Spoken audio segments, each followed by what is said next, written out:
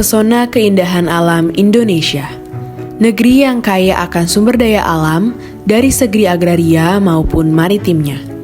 Belakangan ini isu lingkungan menjadi sedemikian penting karena kerusakan-kerusakan ekologis yang ditimbulkan oleh emisi karbon melalui kegiatan industrialisasi sejumlah negara menyebabkan tingginya angka kenaikan suhu bumi atau yang biasa dikenal sebagai pemanasan global.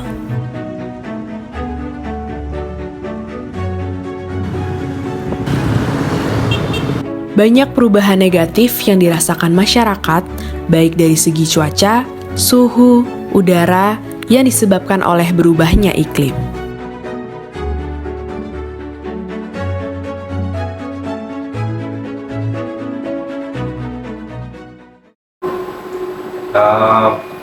Perubahan iklim itu yaitu pergeseran cuaca dan iklim akibat dari faktor alam ya. Dan itu terjadi sejak dulu kala, jadi sampai sekarang masih terus berlanjut. Nah, efeknya itu pertamanya itu perubahan iklim sekarang akibat dari ulah manusianya juga.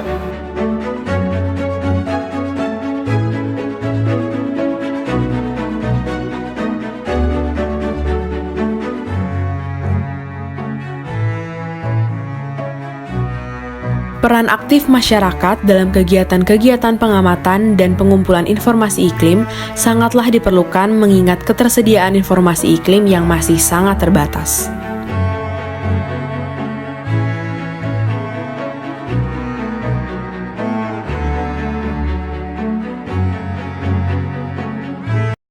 Penyebabnya itu dari penggunaan gas metana, terus pembangunan pabrik, terus penggunaan karbon dioksida yang berlebihan, kan kendaraan bermotor sekarang bertambah banyak. Menurut Climate Action Tracker, di tengah kebijakan yang sudah ditetapkan oleh beberapa negara, suhu bumi diperkirakan malah akan naik 2,7 derajat Celcius. Jika suhu bumi menghangat di atas 2 derajat Celcius, bencana yang terjadi akan semakin buruk seperti kekeringan, banjir, serta gelombang panas ekstrim.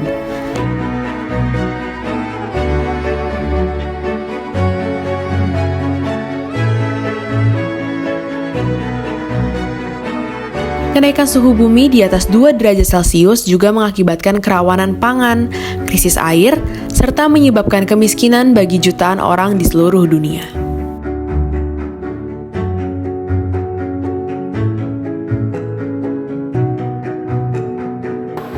Emisi karbon dioksida, datangnya itu kan dari gas metananya sendiri, itu dari pembakaran kendaraan, pabrik, terus yang bersifat mengakibat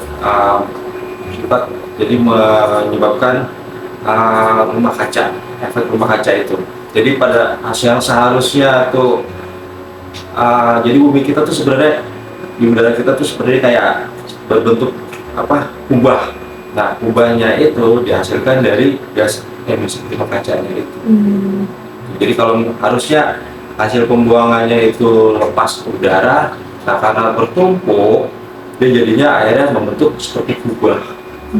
Makanya suhunya semakin panas juga sampai sekarang. Untuk mengatasinya yaitu mengurangi penggunaan gas karbon dioksidanya tadi, terus sudah gitu menanam pohon banyak, terus menciptakan energi terbarukan yang istilahnya sekarang lagi digalakkan ya, kayak kendaraan listrik, terus yang energi tenaga suryanya juga kan itu juga sedang dikembangkan terus. Yang terbaru ini kan yang di Purwakarta, ya yang berapa megawatt itu yang tenaga listrik, tenaga surya.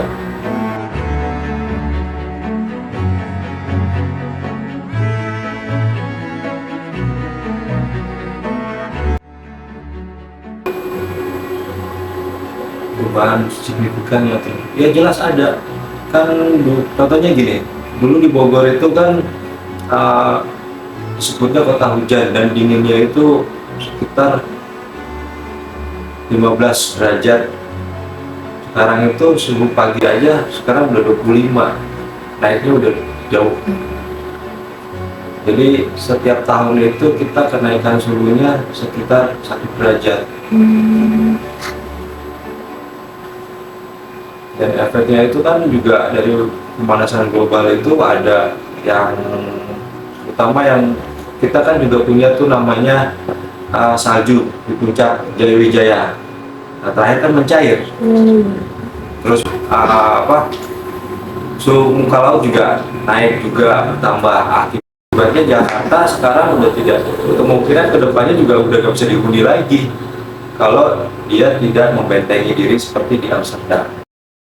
Yang saya rasakan sih dari hal yang sehari-hari dulu, kayak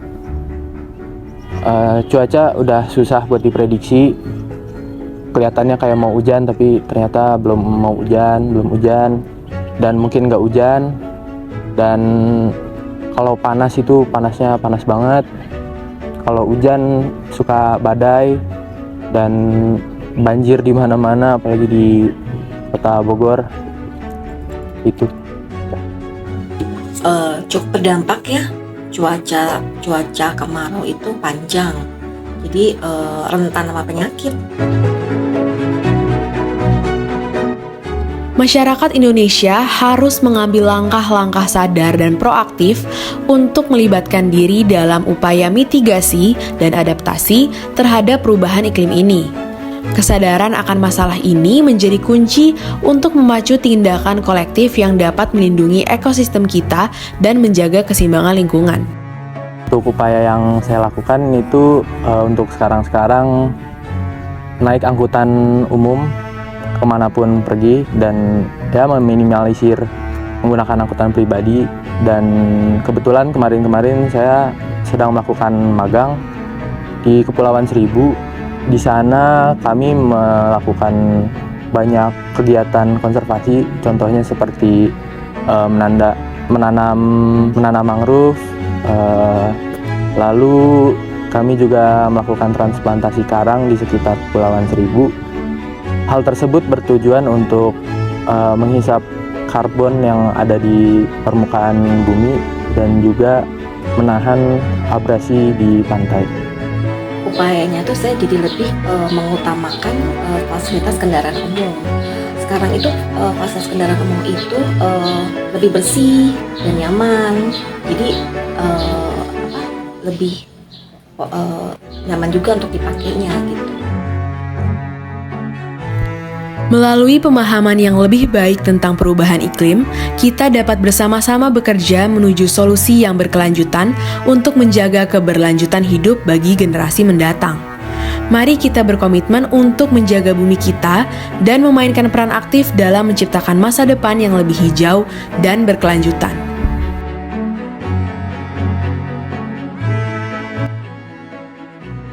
Semoga masyarakat lebih tahu dan sadar akan menjaga lingkungan dan stop melakukan hal-hal yang melakukan perubahan iklim, karena dari kita untuk kita semua.